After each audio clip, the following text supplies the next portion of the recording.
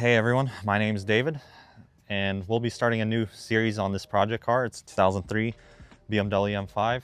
It's got good bones, but needs a lot of work, so we'll be fully restoring it, hopefully back to fully factory spec, maybe some aftermarket wheels, but let's go ahead and take a look at it. All right, so interior needs a new regulator here, so it's all torn apart.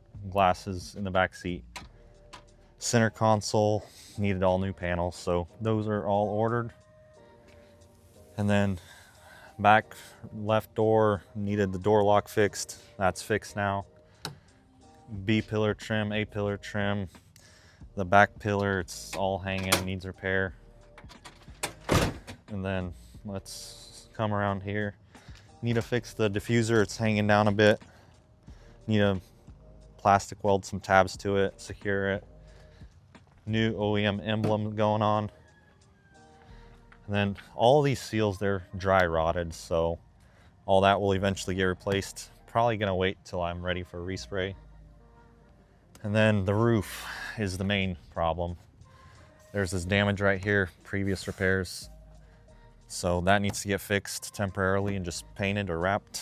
And then same thing with cowl trim getting replaced. Then let's take a look under the hood. All right, so here it's just a stock S62 BMW motor, 5 liter, 4.9. It's got decent maintenance, runs good, sounds good, so I'm not too worried about it.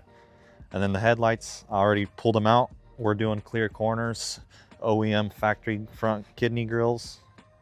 So I think that's it. I'm sure I missed some stuff, but yeah, let's get started on it.